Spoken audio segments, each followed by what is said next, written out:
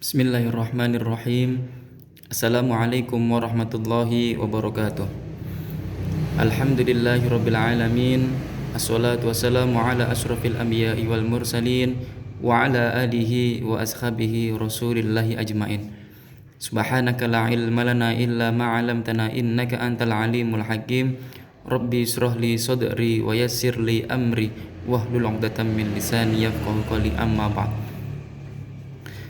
Sahabat-sahabat SMA Negeri 9 Malang yang dirahmati oleh Allah Subhanahu wa taala, puji syukur kita kepada Allah Subhanahu wa taala dengan ucapan alhamdulillahirabbil alamin atas segala nikmat yang diberikan kepada kita semuanya. Baik nikmat Islam, nikmat sehat, dan nikmat kesempatan. Banyak saudara-saudara kita yang berada di Kalimantan, di Sulawesi maupun di daerah-daerah yang lain yang hari ini terkena musibah. Dan kita patut mensyukuri karena kita di area Malang ini aman-aman saja, tidak ada musibah yang menimpa. Amin ya rabbal alamin. Kemudian salawat dan salam kita ucapkan kepada Nabi besar Muhammad sallallahu alaihi wasallam dengan ucapan Allahumma sholli wa sallim ala sayyidina Muhammad wa ala sayyidina Muhammad. Kita selaku umat Nabi Muhammad harus selalu untuk mengikuti jejak-jejak beliau, harus selalu mengikuti sunnah-sunnah beliau, dengan harapan mudah-mudahan ketika kita sudah meninggal dunia, kita mengharapkan syafaat beliau di yaumil akhir nanti. Dan mudah-mudahan kita mendapatkan syafaatnya, mendapatkan tempat di surganya Allah bertetangga dengan Nabi Muhammad. Amin amin ya rabbal alamin. Sahabat semanawa yang dirahmati oleh Allah Subhanahu wa taala, dalam Al-Qur'an potongan ayat dari surat Ibrahim ayat 7 berbunyi, Bismillahirrahmanirrahim. La in syakartum la azidannakum wa la in kafartum inna 'adzabi lasyadid. Dalam surat Ibrahim ayat 7 tersebut disebutkan, la in syakartum la azidannakum. Barang siapa yang bersyukur atas nikmatku, kata Allah, maka aku akan menambahkan, la azidannakum, akan menambahkan apa? Akan menambahkan nikmat-nikmat. Wala in kafartum, dan apabila seorang hamba itu mengkufuri, ingkar terhadap nikmatku, inna adabi lasyadid, sesungguhnya azabku sangatlah pedih.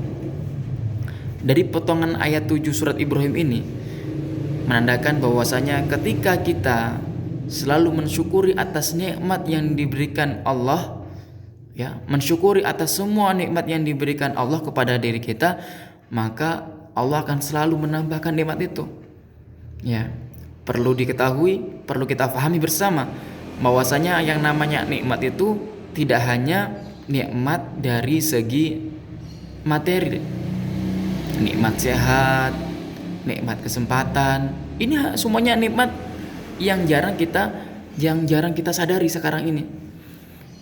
Ya, sekarang ini kita selalu berpikir bahwasanya ketika diberikan nikmat itu, ya, nikmat yang banyak itu ketika kita banyak harta, kita bergelimangan harta, kemudian kita mempunyai jabatan yang tinggi.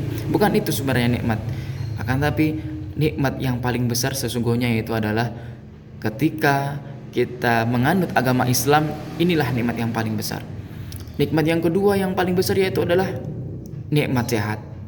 Ya, alhamdulillah sekarang ini, ya, masih musim-musim pandemi Covid-19. Alhamdulillah diri kita masih diberikan kesehatan oleh Allah. Ya, dan kita harus selalu berikhtiar dan berdoa.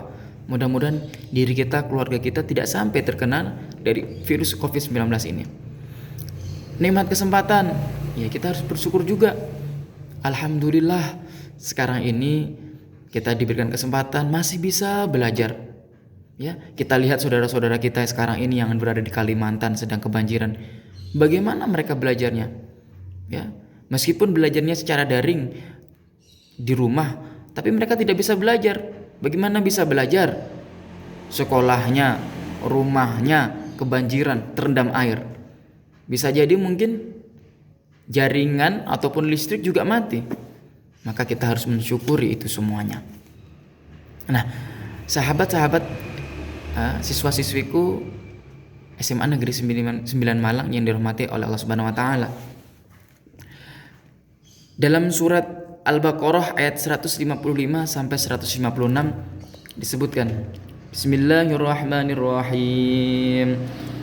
وَلَنَبْلُوَنَّكُمْ بِشَيْءٍ مِّنَ الْخَوْفِ وَالْجُوعِ وَنَقْصٍ مِّنَ الْأَمْوَالِ وَالْأَنفُسِ وَالثَّمَرَاتِ وَبَشِّرِ الصَّابِرِينَ الَّذِينَ إِذَا أَصَابَتْهُم مُّصِيبَةٌ قَالُوا إِنَّا لِلَّهِ وَإِنَّا إِلَيْهِ رَاجِعُونَ.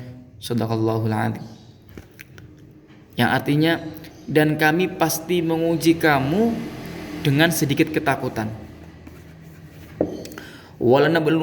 Walanabluwannakum bisyai'im minal khaufi. Ya, dan kami akan menguji kamu dengan sedikit ketakutan. Kita sekarang mungkin tidak punya rasa takut karena kita sekarang ini sedang baik-baik saja. Sehingga ketika kita mungkin nauzubillah, ketika kita bermaksiat, kita tidak takut kepada Allah. Ya. Tapi ketika nanti kita sudah diuji oleh Allah, diberikan rasa sakit, diberikan musibah, baru kita akan takut. Saudara-saudara kita sekarang yang dari Kalimantan, Sulawesi, mereka terkena musibah banjir, longsor, mereka ketakutan semuanya, ya, menangis. Bagaimana tidak, rumah mereka terendam semuanya, lampu mati, listrik mati, ya, tidak ada penerangan. Mereka takut, bagaimana aku harus mencari bantuan. Mereka ketakutan, ya. Kemudian apa? Minal khaufi wal ju'i, dan rasa kelaparan, ya. Jadi Allah itu menguji ketakutan, kemudian kelaparan. Ya, saudara-saudara kita di sana mungkin sekarang ini sedang menunggu bantuan kita, ya, karena mereka sulit sekali untuk mendapatkan makan makanan, ya. Jangankan mereka mencari makan, mungkin untuk menyelamatkan diri saja mereka sekarang sedang kesulitan. Di mana tempat yang aman, di mana tempat yang tidak kebanjiran, di manakah mereka harus berteduh ketika hujan, di manakah mereka harus berteduh ketika terik matahari. Mereka semuanya sekarang sedang kebingungan, rasa takut, rasa lapar, itu mereka tahan semuanya. Kemudian apa? Kekurangan harta, ya. Wa naqsim minal amwali, dan kekurangan harta. Hartanya habis semuanya. Rumahnya terendam air, mungkin ada yang mungkin rumahnya sampai hancur, ya. Di berita itu kemarin ada suatu rumah yang kejatuhan batu besar sampai rumahnya hancur semuanya, ya. Nauzubillah, Indonesia sekarang ini, ya Allah, sedang dikena musibah semuanya. Dari mulai Pulau Jawa, ya, Pulau Jawa daerah Magetan atau mana itu juga semua terkena musibah banjir, ya. Kemudian apa? Kekurangan jiwa dan buah-buahan. Jadi ketika Allah sudah menguji manusia, ini pilihannya dua. Apakah manusia itu diuji kesabaran Allah, ataukah mungkin ini azab dari Allah Subhanahu wa taala? Nah, sekarang kita anak-anak, kita harus berpikir nih. Kita ini adalah generasi muda. Kalian adalah generasi muda yang nantinya memegang amanah yang sangat besar. Harus bersama-sama berpikir, semua ujian yang diberikan Allah ini, ya, baik ujian yang melanda dunia COVID-19 maupun ujian yang diberikan di Indonesia ini, banjir bandang segala macam itu, longsor, angin puting beliung, ini semuanya ujian untuk meningkatkan keimanan kita, ya, untuk meningkatkan kesabaran kita, ataukah mungkin ini azab dari Allah Subhanahu wa taala? Ya, coba kita lihat sekarang ini. Banyak orang yang membuang sampah sembarangan, orang membuang sampah ke laut, orang menebang hutan secara illegal logging, dihabiskan semua hutan, ya, dibangun pemukiman. Kemudian orang menggali minyak bumi sampai ke dalam dihabiskan semuanya itu, dieksploitasi semuanya minyak bumi. Apakah ini tidak merusak bumi itu sendiri? Maka ini kalau memang perbuatan manusia itu sendiri, maka Allah memberikan teguran kepada kita ini. Ini loh hasil perbuatanmu. Ya. Bahkan Allah sudah berfirman dalam Al-Qur'an. Ya. Dhaharul fasada fil barri wal bahri. Telah terjadi kerusakan di muka bumi ini, ya.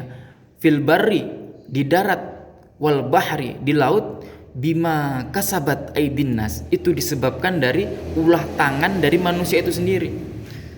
Jadi kalau sekarang ada tsunami, kemudian ada segala macam ini ya, bencana alam ini, longsor segala macam, itu bima kasabat aydin nas, asal muasalnya dari tangan manusia itu sendiri. Coba seandainya manusia itu tidak menebang pohon secara liar, tidak dihabiskan pohon-pohon itu, maka insya Allah tidak akan terjadi yang namanya longsor. Coba seandainya laut itu ya tidak disebari minyak, ya, tidak dibuang sampah sembarangan ke laut, maka laut tidak akan tercemar, ikan-ikan tidak akan mati. Ya semuanya ini karena ulah manusia itu sendiri. Termasuk sekarang ini adanya banjir, adanya longsor, adanya segala macam. Ini sebenarnya adalah ulah tangan manusia itu sendiri. Meskipun ini semuanya atas kehendak Allah. Ya. Oleh sebab itu anak-anak, maka kita harus sama-sama berpikir kritis, introspeksi diri, apa yang harus kita lakukan untuk kedepannya ini. Dan kita selaku anak terpelajar, kita harus bersama-sama memikirkan ini. Jangan sampai nanti ya di hari tua kita bumi ini sudah hancur.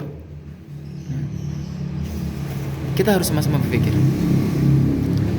Yang kedua, kerusakan bumi ini ya, ini bisa jadi suatu ujian untuk kita supaya kita nanti semakin bersabar. Ketika kita sabar, maka akan ditingkatkan ya derajat kita oleh Allah Subhanahu wa taala. Nah, maka setidaknya ada 3 sikap bagaimana kita menghadapi musibah ini. Sikap yang pertama yaitu adalah kita mengokohkan kesabaran. Kita harus sabar bahwasanya semuanya ini adalah atas kehendak Allah. Ya. Tidak ada sedikit pun di muka bumi ini yang terjadi atas izin Allah. Bahkan yang paling sepele ya, daun yang sudah kering yang jatuh dari pohonnya itu juga atas izin Allah. Subhanallah, apalagi dengan suatu peristiwa besar yang lain.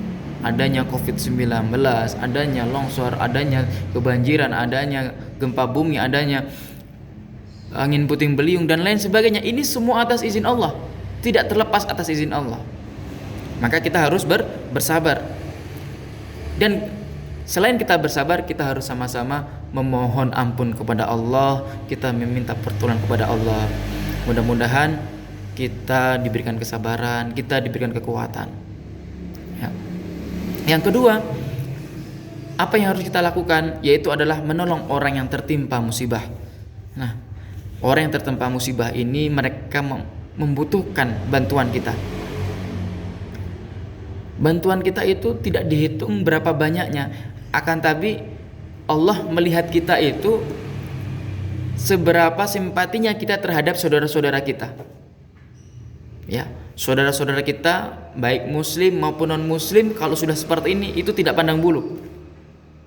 Ingat, ketika untuk masalah sosial kita tidak boleh membanding-bandingkan, oh dia Islam, dia non Islam, tidak boleh. Ini namanya nilai-nilai kemanusiaan. Di Kalimantan, di Sulawesi itu banyak mungkin orang non muslim, tetapi ketika sudah bencana seperti ini maka kita tidak pandang bulu, kita harus membantunya.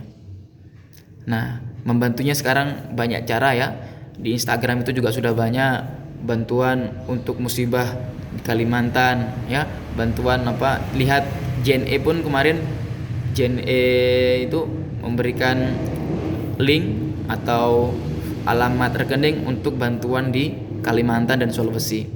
Nah, ini kita berikan bantuan kita, ya, baik itu 10.000, 20.000, Allah tidak melihat itu, akan tapi Allah melihat seberapa ikhlaskah kita dan seberapa mampukah kita, ya.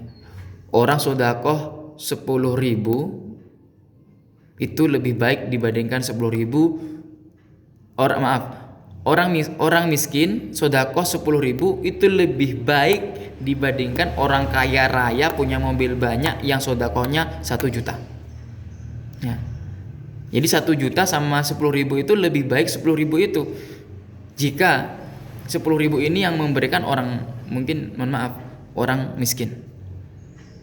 Ya, orang miskin yang gimana dia mau mengeluarkan 1 juta rupiah untuk makan aja sulit. 10.000 untuk dia makan siang, tapi dia relakan untuk bersodakoh, maka itu lebih mulia dibandingkan sodakohnya orang yang kaya raya, meskipun itu 1 juta rupiah.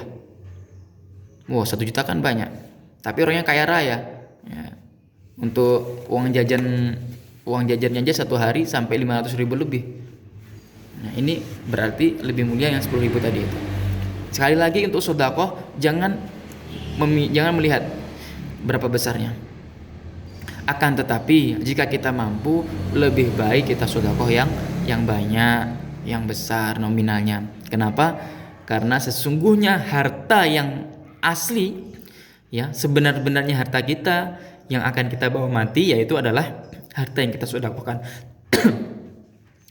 Yang ketiga yaitu adalah bersikap istiqomah dan optimis. Ketika kita sudah terkena musibah, maka kita harus selalu istiqomah. Istiqomah apa? Dalam kebaikan. Kita selalu optimis, berpikir bahwasanya pastilah nanti Allah akan memberikan kemudahan setelah kesulitan. Inna ma'al usri yusra. Sesungguhnya akan ada kemudahan setelah kesulitan. Orang-orang yang terkena musibah sekarang ini, orang-orang yang sekarang ini sedang diberikan kesulitan oleh Allah, pasti nanti akan diberikan kemudahan oleh Allah Subhanahu wa taala. Sekarang ini kita diberikan kesulitan, belajar sulit, ya, apa-apa sulit, mau keluar sulit. Insya Allah Allah akan memberikan kemudahan di kemudian hari. Intinya harus tadi itu, bersabar. Karena sabar ini adalah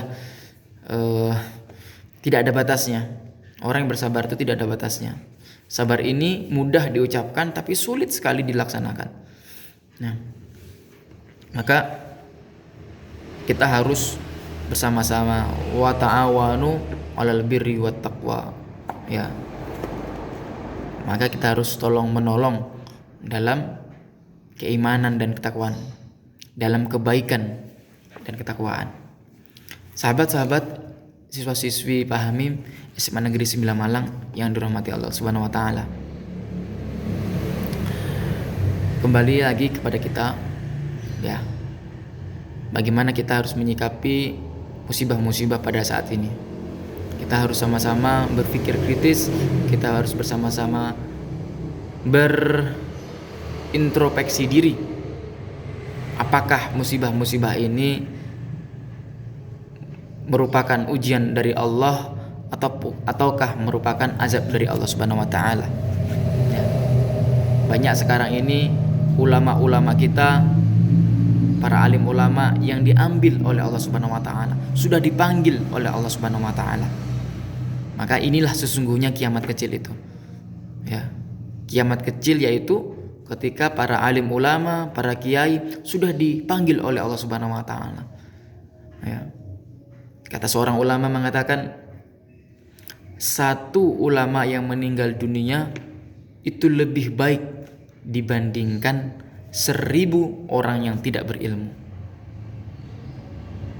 Saya ulangi, satu ulama, satu kiai yang meninggal dunia itu lebih disayangkan, ya, lebih mulia dibandingkan 1000 orang tanpa ilmu yang meninggal dunia. Loh, bagaimana Pak kok bisa seperti itu? Ya, logikanya seperti ini. Orang yang berilmu, satu kiai yang berilmu, beliau bisa memberikan manfaat untuk 1.000, 2.000, bahkan 1 juta orang lain. Tapi orang 1.000 orang tadi yang tanpa ilmu, yang tidak berilmu, mereka tidak ada manfaatnya. Jangankan untuk orang lain, untuk dirinya sendiri loh dia merusak. Mohon maaf, ya. Dia merusak dirinya sendiri dengan apa? Memakai narkoba, na'udzubillah. Ya. Merusak dirinya sendiri. Orang merusak dirinya sendiri itu apa sih sebenarnya?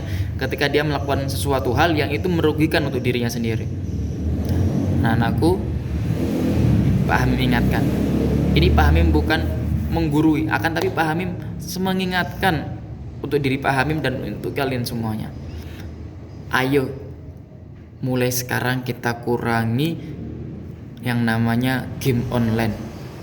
Ini merusak diri kita. Percayalah, merusak diri kita, merusak dirimu. Orang yang sudah kecanduan game online, dia akan mempunyai rasa acuh tak acuh. Dia tidak akan mempunyai lagi rasa empati kepada orang lain. Kecerdasannya akan berkurang, fokusnya akan berkurang. Sehingga yang ketika fokusnya sudah berkurang, emosinya yang akan naik. Orang yang sudah kecanduan game online sama halnya orang yang sudah kecanduan narkoba. Sehari saja dia tidak main, akan bingung dia, ngapain ya, saya ada yang kurang aja rasanya. Ya. 2 hari yang lalu Pak Hamim melihat berita, ada mantan timnas U19, dia sampai menganiaya pacarnya. Ya, orang menganiaya pacarnya, dipukulin sampai babak belur. Gara-gara apa? Gara-gara kalah main game online. Loh, ini loh, biasanya kalau namanya pacar itu disayang ya. Ini orang yang disayang aja bisa dipukulin. Ya. Nauzubillah, jangan sampai gara-gara game online nanti orang tuanya dibentak-bentak. Bahkan mungkin orang tuanya disentak-sentak segala macam. Nauzubillah min dzalik. Jangan sampai, nak. Ini Pak Hamim mengingatkan ya. Jangan sampai. Memang untuk menghilangkan game online ini sulit sekali. Kita harus benar-benar bisa memaksa diri kita supaya kita ini tidak terpengaruh dengan game online ini. Jangan sampai masa muda kita direkrut, diambil oleh hal-hal yang tidak positif. Carilah hal-hal yang positif, ikutilah pengajian-pengajian, ikutilah pembelajaran-pembelajaran, ikutilah kajian-kajian taklim, baik itu secara langsung di masjid, mushola maupun secara online, ya. Mungkin itu lebih bermanfaat. Mungkin itu yang dapat Bapak sampaikan.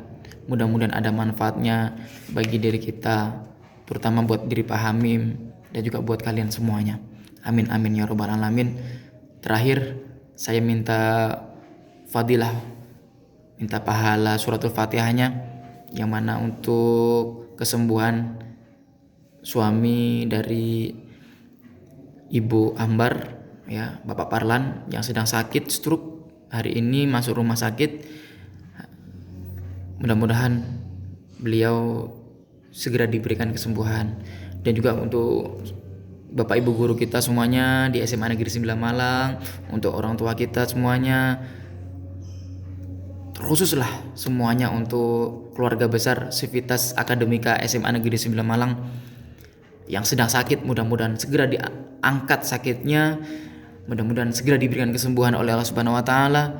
Dan kita yang sehat walafiat ini mudah-mudahan selalu diberikan kesehatan oleh Allah, dijauhkan diri kita, keluarga kita dari virus COVID-19. Dan juga untuk saudara-saudara kita yang berada di Kalimantan, Sulawesi dan seluruh Indonesia semuanya, mudah-mudahan yang terkena musibah diberikan kesabaran oleh Allah Subhanahu wa taala. Mudah-mudahan bencana alamnya itu segera diganti yang lebih baik oleh Allah Subhanahu wa taala. Amin amin ya rabbal alamin. Ala hadhihi niyyah shalihah. Al-Fatihah. A'udzu billahi minasyaitonir rajim. Bismillahirrahmanirrahim. Alhamdulillahirabbil alamin. Arrahmanir rahim. Maliki yaumiddin. Iyyaka na'budu wa iyyaka nasta'in. Ihdinas siratal mustaqim. Siratal ladzina an'amta 'alaihim ghairil maghdubi 'alaihim waladdallin. Amin. Akhiru kalam. Subhanakallahumma wa bihamdika asyhadu an la ilaha illa anta astaghfiruka wa atubu ilaik. Assalamualaikum warahmatullahi wabarakatuh.